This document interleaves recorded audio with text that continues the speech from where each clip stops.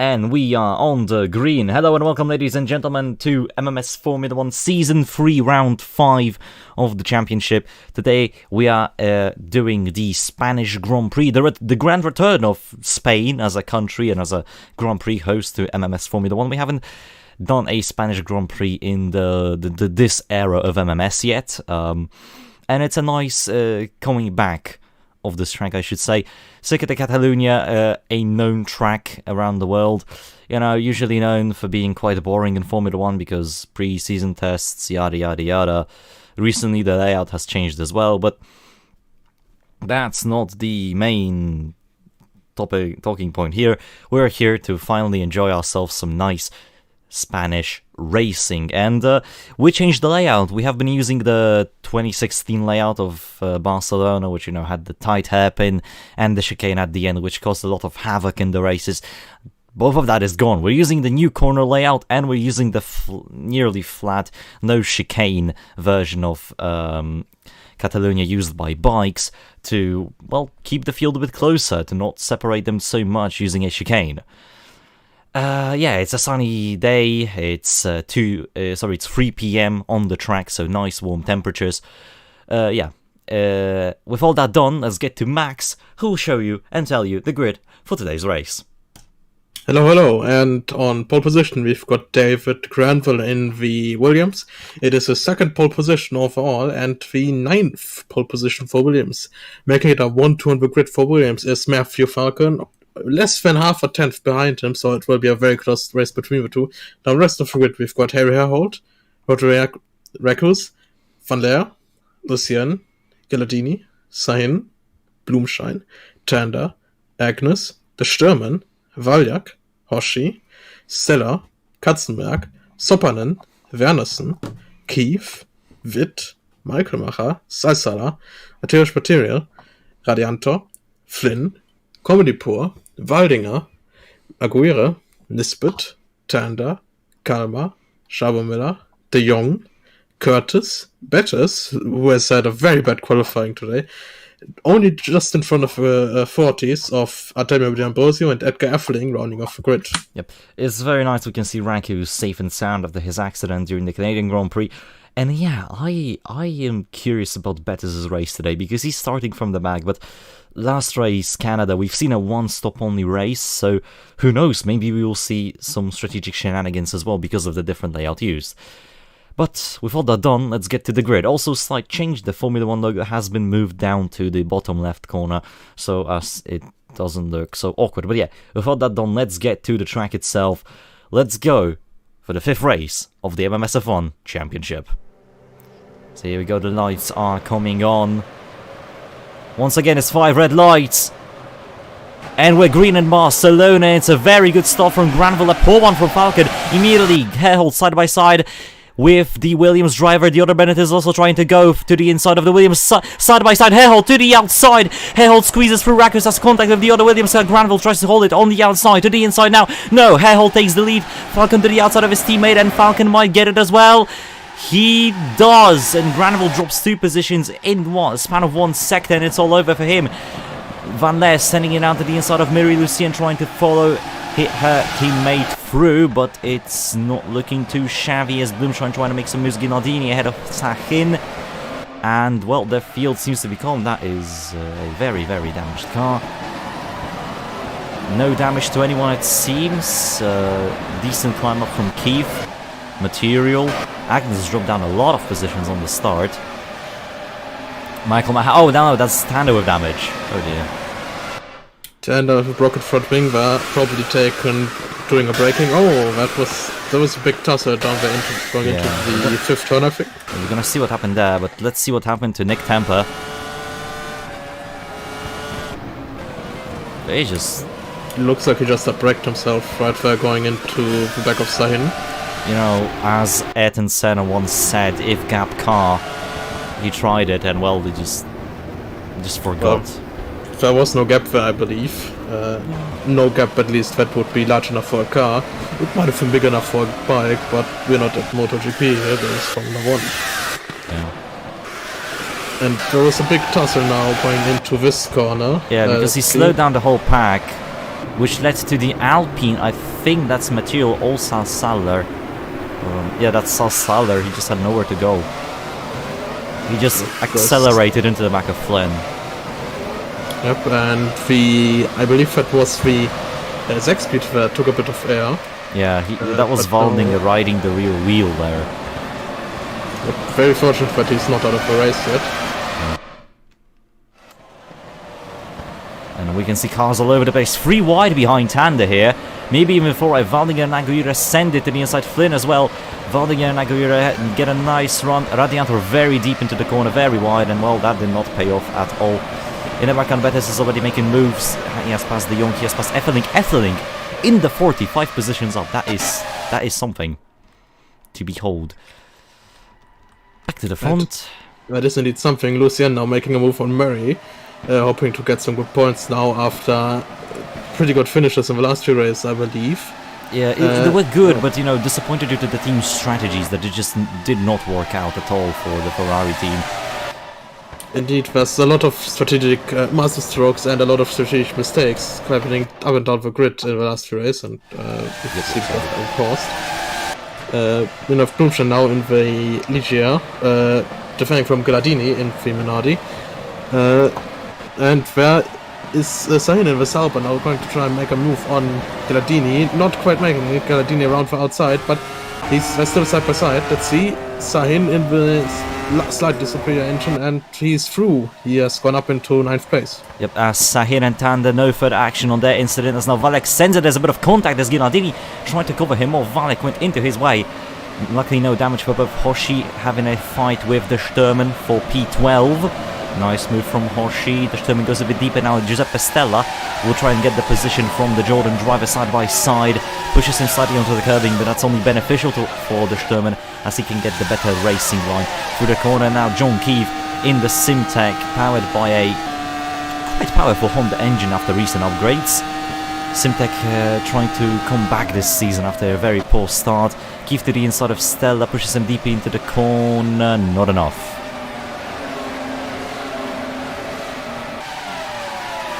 Keefe now also 5 positions up from the start, same with Hoshi, only 3 positions. Make for 2 positions now as the Sturman through into 12th place. Yeah, the Sturman not the person to really give positions up. If he loses one, he'll try and get it back. But Herhold, after his phenomenal start, which I really have to replay, I don't know why I didn't do that. Herhold has had a phenomenal start, got to the outside of David Granville and just sent it into turn 1. That was one of the better overtakes on lap 1 I have seen this season. But I have to agree, Granville got a great start, but Harry Herald somehow got an even better start. And they just rocketed down the inside on turn 1, just incredible driving from him. Yeah. Overall, but how would you rate the start of the race? Because, to be honest, compared to races like, Canada or Bahrain for the matter, it's been rather calm. I have to agree, there hasn't been too much chaos. All cars are still in the race, which isn't a given. It's been a great start, I believe. So he starts from 3rd place on the grid. What a start from him! He goes past Falcon immediately. Goes to the outside of Granville. Barely enough space in there, and he goes around the outside and just makes it stick. Barely makes it stick, but somehow just gets past.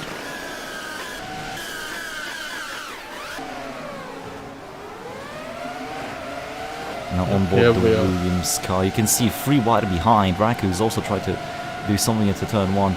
He just kind of pushes Granville to the side. Oh, and there was contact between Rakus and Granville as well. Yep, and I saw a front wing fly off there. That was the one of Dick Tanda. Yep. It went straight into the tire wall.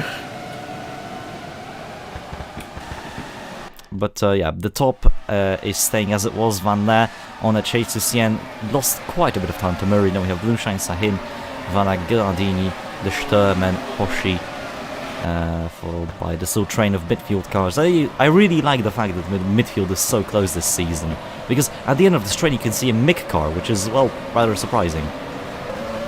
Yep, for Mick, having struggled quite a lot, they've kind of fallen down from the higher midfield position they were in season 1 and 2, and now they've been pretty relegated to more or less the rear of the midfield.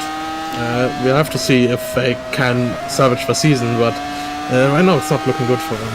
Yeah. He's on board with Wernersen, who's had a very good Canadian Grand Prix, finishing in the top 10. Scoring some decent points for the Aros team thanks to their strategy. To the inside of Oli Katzenberg, side by side, should get the move done. No. But he doesn't quite make it. Now we are with Flynn, and behind him is... Well, it was Katzenberg, but there's Waldinger. Oh, Waldinger out of the race. Zakspeed has given up his ghost. Barely avoids the barrier, but could have done a lot of damage. The left rear brake locked up. Yep. That's him out of his race. Yep, at least some positions for Sassaler, as on the radio, Van Leer told to try and get Rakus. Will not be easy considering the superiority of the Benetton car, but Van Leer is on pace. Overall, Ferrari have improved this season compared to Season 2 and Season 1.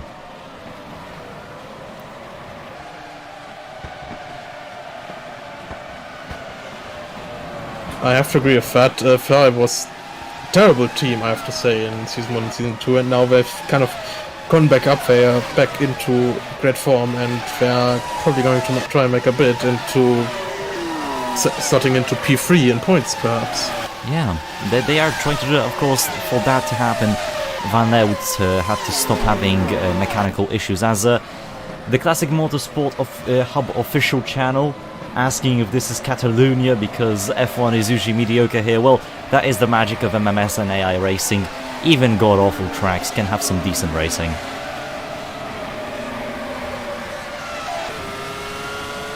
Albeit currently it's a bit of a train instead of some side-by-side action, but that's because we're still at Barcelona.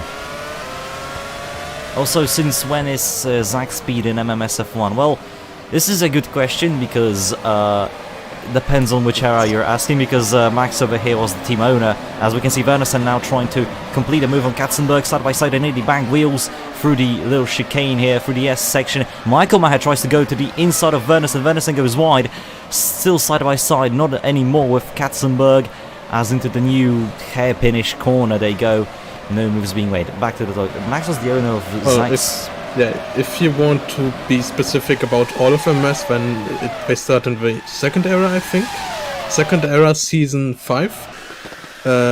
And they weren't good. They didn't even get any points, I think. Or got 1 point. And they would have been turned into like an Audi factory team, but still with Zakspeed name in Season 6. But Season 6 didn't happen, and we got this. Zakspeed has been a thing, I think, for the entirety of this now. Since Season 2, I think they joined. Yeah, since Season 2. And yeah, they've pretty much been a backmarker this entire time. What happened to Rakus? Oh wait, Granville lost it.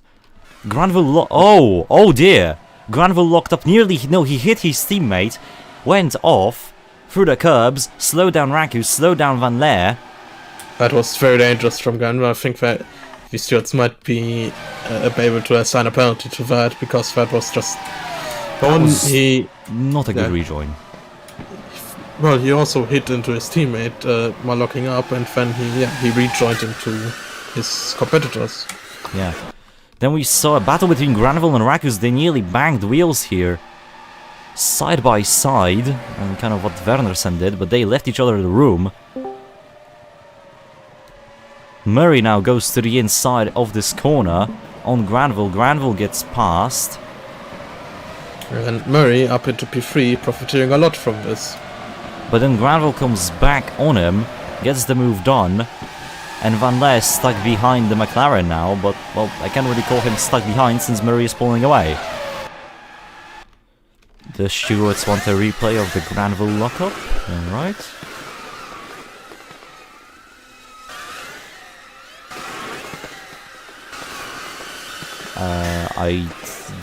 Do you see what's happening in the chat? Because I am... 1 moment, I'm looking at it now. Yeah, because I am confused. So he locks up. Well, that's the slightest of nudges. If anything, Granville would have gotten damage from that. Goes off. Rejoins. Well, as much as it was a stupid rejoin, I guess he just timed it incorrectly because it didn't really impede. it didn't impede Rakus, it impeded Van Leer, but Van Leer didn't have to slow down since, well, he could have just gone straight through. Van Leer just stuck to the racing line, so... Well, the stewards are still debating over it. We'll have to see what kind of repercussions Granville may face from that. Yeah. As now Van Leer, ooh, that's a interesting line to take through turn 1, as that just slowed him down. He's really trying to get a push onto Murray now as he's lost the position. And we've got it confirmed, David Granville has received a warning for his antics. He hasn't got any penalty, but a formal warning. Yeah, I think that's deserved. I think that's perfectly fine. He's looking down the order trying to get any fights. Bet is already up at the 28, 8 positions up, so he is on a push. Maybe even a contender for points, wouldn't you agree?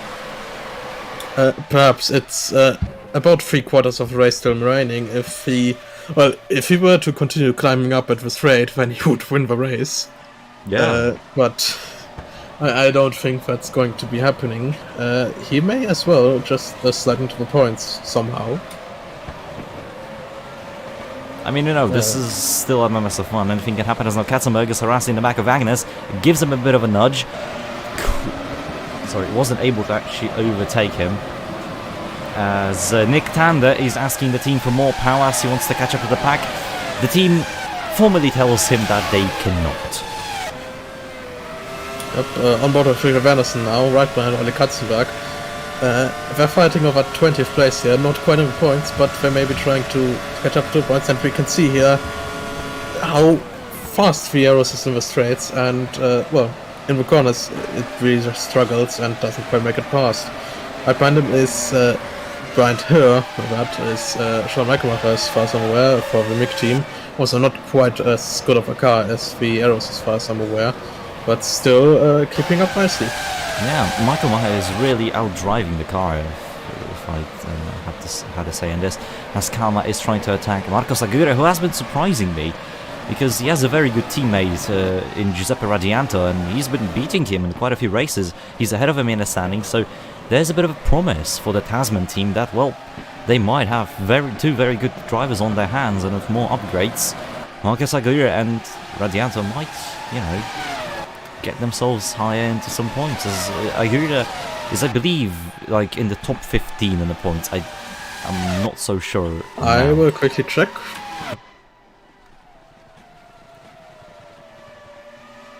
So Marcus Aguirre is 13th in points currently. Yeah. In a new team as well, so that's quite impressive, considering they use Ford engines as well, which are not known for being too speedy anymore. As Van Leer saying that Granville moved onto the racing line, but say, you know, nothing he could have done there. The team just motivated him to try and get Murray back, which will be very hard as the Ferrari does not have enough power on the straights to catch up to Murray. Murray would have to either make a mistake or go very slowly through the corners. Then Van Leer would have to be right behind him in the slipstream to gain any time on him, because that's how powerful the McLaren and BMW engine combo is. Yep, and in regards to gaining time, the leader, Matthew Falcon, has actually pulled a 4-second gap to, I believe it is Rodney Reckles, or is Reckles P3? That's to... Herhold has pulled to Falcon. Herhold. Yeah, Herhold has been the race leader for quite a long time now. I must have mislooked it. I believe, yeah, Falcon has a 4-second gap to Reckles, who is in P3. Yep. As, well, not many battles side by side-wise, but a lot of strange stander now, overtaking Edgar Etterling. Took him quite a while to overtake both of the 40 cars, but hey, at least, I mean, he's overtaken someone. He did have to pit on the first lap, to be fair to him, so yeah, he was quite far behind the 40s. Even if they're so slow, it would still, of course, take him time to catch up maybe that 10 to 15 second gap that was existent for him. Yeah. As Murray is now slowly catching up to Granville and Rakus over here, so we might have a freeway battle on our hands if he hurries up. Yeah, well, he does have to hurry up if he does want to do that, but we may be seeing that the top two are just going to pull away and battle themselves, or are just going to stay in their position. And now we've got the bottom of the field fighting... Fighting for nothing. This is the 240 cars. Yep, absolute bottom of the field and just fighting and trying to catch up to each other. Basically just fighting over the consolation prize, almost. Yeah, bragging rights even. Yeah. It's a real mystery how the 40 team has managed to even exist in the current circumstance of MMS. It was that guy has to have been made dirt cheap, and how they managed to even have sponsors is a mystery to me. Well, they don't have sponsors. That's the thing. Do they not? They only have Bridgestone, which are the tire suppliers, and the Judd on the side pod. I mean, listen, they meet 107% of the pole time, so they are allowed to race. I believe that also shows how close this field is, even with the 40s being extremely slow. That is true. Yeah, but the field's spreading out. This is looking like a typical Spanish Grand Prix, but hey, it's at least something different. As Betis on the hunt, he's caught up to Chris Comedy-Paul now, who's stuck behind Mark Tander, the only remaining Zack Speed car.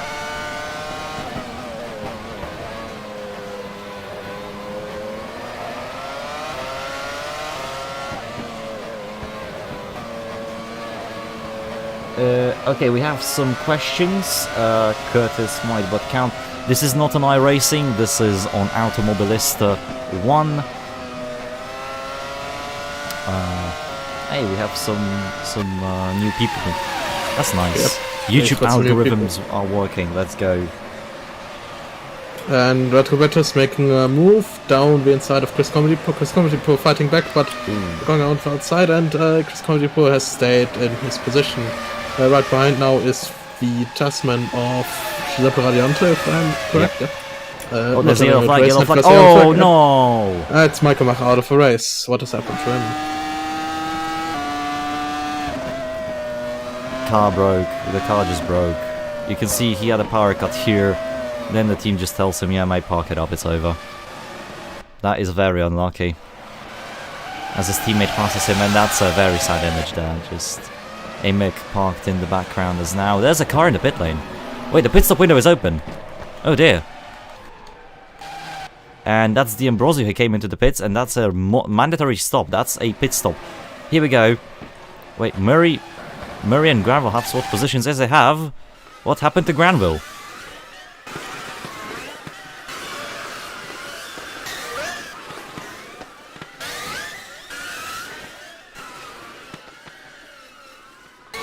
It looks like Granville has had a power cut coming. Yeah, because look how much time he lost here. Yeah, just massively slowed down, and that's Murray just sailing past him. Yeah.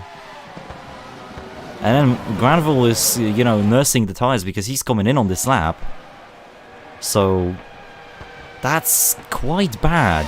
And also, since a lot of cars are pitting, except for Lucien in the top 10, I believe, and one of the Zaubers, that just means it's going to be absolute chaos in a pit lane. Wait, I think someone retired. Yeah, Granville's out. Granville's out of the race. He was stuck in fifth. Yeah, he was stuck. Yeah, he was stuck in fifth gear. Yeah, gearbox failure. Granville's out. Now here comes the chaos of the pit stop cycle. Lots of cars are going to be losing a lot of time here by being held up. Yeah, look at Bloom. Oh, Van Leer again! Bloomshine and Van Leer have a big loser sign here. Yeah, that's only Van Leer now coming out. I think out of 25th place. It's a shame. Absolutely shameful. Ferrari seem to not understand when to pit cars. It's bizarre to me. As that's Comedy-Paul without a front wing. Oh, what the hell? Come on. That's... I don't think that needs any comment. It was poor and it was not comedic. Yeah. No, that was a horrible joke, but right. Also, it's Just go straight into him. yep. And Fitzpatrick's now right behind Dracus. He's yet to pit. Yeah, right. Bettis is pitting in the slap and he's slow. Oh man. Falker is in 10th. Then we have Kalma pitting in Herhold. I think Herhold already has done his stop. Yep. Yeah, he Otherwise, has. he wouldn't have dropped down to 7th place. Yeah. Herhold, of course, was so far ahead of the rest of the field that he's probably going to sail home very easily in first, unless he has a failure. And here we go. Celine Lucien, leader currently in the pits. Followed by, I believe, it's Valjak. Let's see. Is she going to get held up, or is she not going to get held She's up? also That's the not big happy question with the car, saying that, well, you know, she wished she had a different car, and it's a 6.28 stop. And she's being held up by the other cars. Let's see, is she getting out? Yep. And she got jumped by Valjak. Yep, jumped by Valjak in the Sauber. I'm confident that she would probably be able to get past him again since she's in the Ferrari, but it's all open now. Up. It's anybody's guess, really. And it's anybody's game at this stage. Here we go, Murray blasting past down the straight, the Sturman on the inside. Oh, they barely avoided each other. That was very close. And Van der is coming in again. That's No, strange. no, don't tell me they fit the wrong tires on. Oh my god. Van Leer is absolutely mudded. As we can see, Sopanen now sending you to the inside of the Ferrari. I am speechless. As Chris Comedipo has been given a 10-second time penalty. I forgot to mention that. As Oh, Nisbet. What? That is a very long run. Up 26 positions in 4th place, but he's going to pit now, and I don't think he's going to keep those 25 positions he gained. Yeah, but I mean, still an impressive strategic gamble from the Fond Metal team. This is what gave Shabo Miller good positions and a lot of points in Nürburgring. Yep. Yeah, but this is... What is Ferrari anymore? They have such good performances like during the race, like Luciano attacking Valek for 3rd, but then Johannes Van Leer, you think, oh yeah, championship contender in all of the seasons so far, and then you realize, oh wait, he's finished 1 race. And now we've got a bunch of very slow cars. That's for 40, I think. Oh, yeah, that's the Ambrosio who's came to the pit lane and he's slowing everybody down to blue flags. Yep. Oh, this is gonna cause slight havoc here. I'm just looking at the order, making sure everybody is fine. There's the yellow flag. Oh no! Oh. Stella out of the race. Felicia has given up. Same place as the Zach speed of... But not quite the same failure. Yeah, that was, I believe, a... Again, rear brakes. Failure. No, I believe that was a suspension failure. Also might have been one, yeah. But there's Van Leer in 26. Yeah. Oh dear. Oh no. Mr. Nick Temper. Oh boy, I can smell a decent rivalry. And Tobias Blumchen is also out of the race. Oh yeah. And Salsaller. Yeah, that's a double DNF for Alicia. Again. Yes, again. It's been quite a while since he had his DNF. Let's see what happened to him. As Nick Tander calling Ferrari bottle jobs. Oh, that is the downhill part, I think. Yeah. No, that's the new corner. Oh dear. He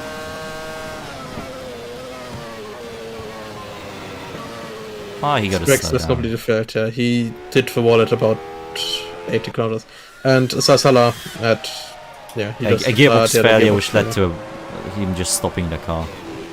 Yep. Yeah, he just called it a day. System resets did nothing, so he just had to retire. Very sad. As here we go, the 40 of the Ambrosio on the TV. Oh dear, he covers Flynn off. That's a bit dirty. Yeah, Flynn had to hit him to get through. That's Also, Radko Bettis in 18th place now. Yeah, 18 positions up. That's and in front of his teammate. Oh dear. That is, I don't want to say embarrassing, but it is embarrassing. I don't think I can say anything other than I agree with that assessment. Yep. As on board Lucienne, she's on a push for Van Dijk. Van Dijk 11 positions up, thanks to the pit stop shenanigans.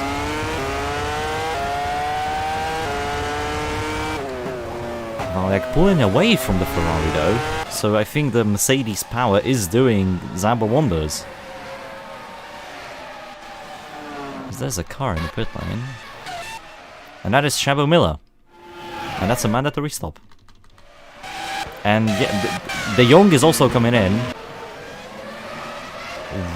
Radianto is coming in. Betes is coming in again. Is that the second pit stop phase open or something? Like, perhaps they were on a different tire compound, because that's strange. They would only go 5 laps before pitting. Material not pleased with the Ambrosio's understanding of blue flags, as Vit is not happy with his teammate being in front. As Lucien is smelling coolant leaking out of her car.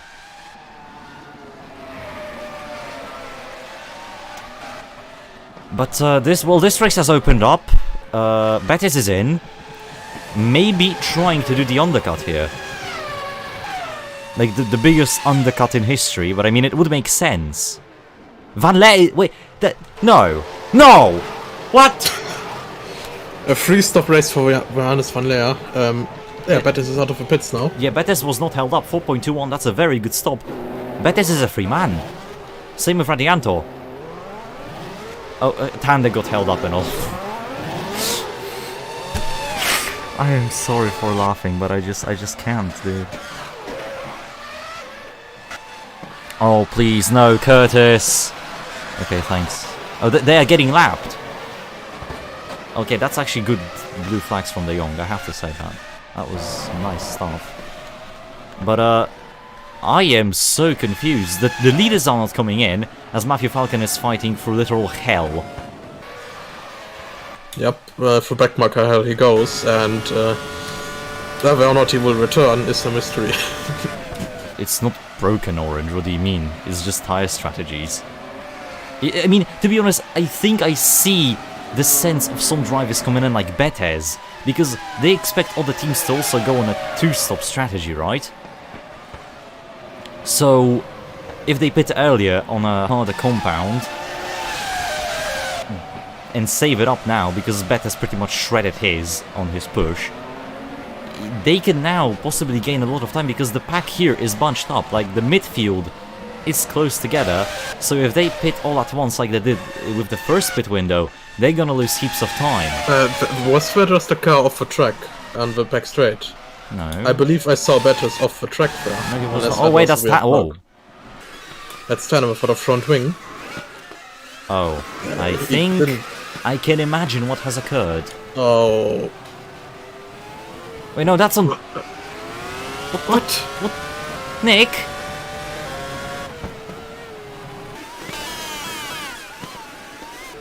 Nick Tander, I believe, as... He was held up by the Ambrosius, so he just NASCAR paybacked him, but... I think he may have just forfeited his seat. I mean, that's just... Also, no, okay, that was the P0 board that we passed. That looks... Yeah, that was my bad. I thought it looked like the car. Yeah. I am lost for words when it comes to Tanda. Like, just...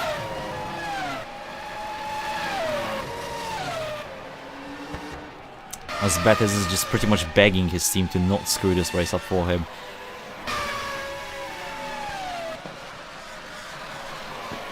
Oh, Matthew Falcon now in P2. Pretty much in hell, trying to catch up to P1, which would be... It's not gonna be easy. No, not Herhold. Yeah, it's not gonna be easy with De Jong and Nisbet ahead. Yep, Nisbet and De Jong. It's quite strange to see how they've already been lapped here in this race. I mean, listen, Van Leer has been lapped. Yeah, Van Leer has been lapped. Rakus as well. This is just the Grand Prix of lapping people. Rakus was getting held up by the Tyrrell. No, Rakus is lapped, so He's just Marcus that's for position, yeah, because he lost his rear wing. Remember? Oh, yeah. There is those tire smoke. Here, there's smoke. As that's Curtis off the circuit. I think Curtis might be having a failure of some sorts. We are on about a few stop on in now. Yeah, that's Curtis going very slowly in the turtle there. Oh no, that's just the turtle's normal pace. Oh. He was just being lapped. That was not a mean comment, I'm being honest here. Betis seems to have some pace, but it's not really looking too good for him now. As he has lost, he's losing time. The Tiger may not have paid off, especially since, well, he was on his previous tires for only 5 laps before they pitted him, which was a very strange decision in my opinion. But so did many others, so he has climbed, but and it seems to be that it will be a one-stop race for most of the people unless they pit on the final lap of a penultimate lap, which like we've seen in Canada. Yeah, that just wouldn't be intuitive in my opinion. Yeah. It depends on the driver's, driving style and how much they push. Because Herholt can pretty much just drive this lap on half throttle. Well, not maybe half throttle, but he can ease off. And he would be perfectly fine. He's not catchable by any means. Falcon, on the other hand, well, he has to worry about the back markers behind him because they are cars who are on pace with him, so there might be some squabbles as well. Like, oh no, oh dear! Oh, that was close. That was very close, and D'Ambrosio so ridiculously slow into that corner. I think Wojak did not anticipate that D'Ambrosio would be so slow into that corner. Yeah, so D'Ambrosio stays on the inside. Okay, that's a bit on Valjak, but still... That's quite a lot on Valjak, I believe. Yeah, but D'Ambrosio held the inside line. Still a very scary accident. Well, it could have been. Good thing that it wasn't. The Sturman versus Keith. Side by... Halil Sahin is out of the race. Yeah, I'm gonna show that in a second. The position was defended. Halil Sahin is out of the race. Oh god. That's Effeling. That's Effeling's engine absolutely gone. And this is because Jack... Oh, what the hell? What an idiot. I think he wasn't anticipating Agnes being there, but... Does he have mirrors? Well, he does have mirrors. They are very easily visible, even with a ISO cam, so... I think the better question would be, does he have eyes? Now we are with Sahin now. He's also retired from the race. Let's see what... He just swiped into the... Oh. That's a sad sign. Oh! Rear suspension gone. Yep, barely misses the barrier. Yeah, you can see here the rear suspension snaps. The car just kind of goes into one way. And then it just starts spinning. Yep.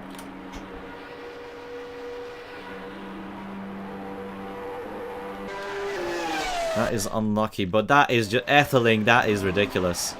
You should not be allowed in the sport. This is really shameful. As Herholt leads, as we're about to enter the final lap. More laps cars getting lapped. Yes, laps getting card. Yes, absolute English. As here we go, that's Murray to the inside of the Sturman. Murray's trying to salvage his race. Slides all about, but Murray is now within the attacking distance of the Sturman. Keith now gets held up by D'Ambrosio. Same with the Sturman. Everybody is now getting held up. But Murray, what? Why did you go? What? Soppanen comes in very hot. Same with the other arrows of Wernersen and Kalmar behind. D'Ambrosio is causing a lot of havoc here. I don't want to know why Kalmar just went off circuit. I will not ask. But here we are on the final lap and nobody is coming in, so people who did do their second stop just made a massive mistake.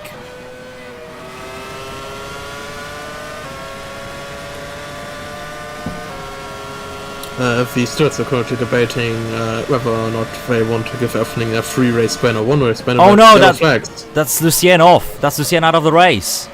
Oh, Lucien lost her rear wing. Ooh, and that is a brake failure. Massive brake failure into the barrier on the side, and lucky to avoid hitting the barrier. And that's Ferrari without points this race. Yep. As Tanner is trying to unlap himself on Vit is promoted into points, so that's always something good. There's a wheel there. There is a wheel. That might have came off, or yeah, that is from the 40, alright. Alright, situation under control. Kalmar fighting Wernersen here. But I don't think it will be enough of a distance. Harry Harold wins the Spanish Grand Prix. Matthew Falcon will come in second. And Michael Valiak is pretty much set in stone to come in third for Sauber. Another podium for the Swiss team. And another success for them as they are continuing to prove that they are top of the midfield. He will be followed by Simona Ghilardini in another phenomenal race. Back-to-back podiums last time. This time he finishes fourth. John Keefe, Simtek is back. Phenomenal result. Then we have the Sturman Murray, followed by Agnes, followed by Soppan, and Wernersen holds on to 10th as Kalmar comes in 11th. Horshin 12th, Flynn 13th, Katzenberger 14th. Material scores some points for Alpine 15th. And the last points paying position goes to Igor Witt, who finishes in 16th place. To confirm, Edgar Effling has received a 3-race ban for his antics. Yep, this means Eddie Redmayne the 4th will debut in MMS Formula 1. The 4th? I thought it was the 3rd. Okay, and here we've got Radko Bettis up 17 positions in 19th place. No points, but still better than finishing 36th. Yep. Then Radianta comes across the line to finish the race. Lucien will be classified, of course. There's a yellow flag over here. I don't know why. I'm just gonna pause it. So, well, the race is over.